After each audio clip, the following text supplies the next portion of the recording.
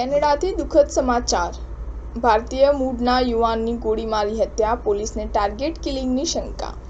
કેનેડાથી ફરી એકવાર માઠા સમાચાર સામે આવ્યા છે. અહીં સરેમાં ભારતીય મૂળના યુવાનની ગોળીમારી હત્યા કરી દેવાનો ચકચાર મચાવતો મામલો સામે આવ્યો છે. પોલીસના જણાવ્યા અનુસાર આ કોઈ ટાર્ગેટ કિલિંગનો મામલો હોવાની આશંકા છે. કેનેડિયન પોલીસે જણાવ્યું કે યુવરાજ ગોયલ નામનો યુવક 7 જૂનના રોજ તેના ઘરે જ મૃત હાલતમાં મળી આવ્યો હતો.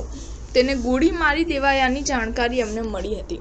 યુવરાજ 2019માં પંજાબના લુધિયાણાથી કેનેડા ગયો હતો અને ત્યાં સરેમાં સેલ્સ એક્ઝિક્યુટિવ તરીકે નોકરી કરતો હતો.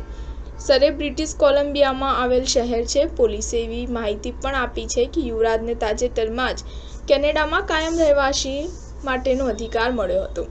સરે રોયલ કેનેડિયન માઉન્ટેડ પોલીસના અહેવાલ પ્રમાણે આ મામલે 4 શંકમદોની અટકાયત કરાઈ છે. તેમની સામે ફર્સ્ટ ડિગ્રી મર્ડરનો આરોપ મુકાયો છે. આરોપીઓની ઓળખ મનવીર બસરામ, સાહિબ બસરા, હરકિત છુટ્ટી તરીકે થઈ છે. આ તમામ લોકો સરેના રહેવાસી છે, જ્યારે ચોથો આરોપી ઓન્ટારિયોનો રહેવાસી છે, જેની ઓળખ કિલિયોનો ફ્રાન્સકોઇસ તરીકે થઈ છે. સ્ટાર ન્યૂઝ 7 હંમેશા સચ્ચાઈની સાથે.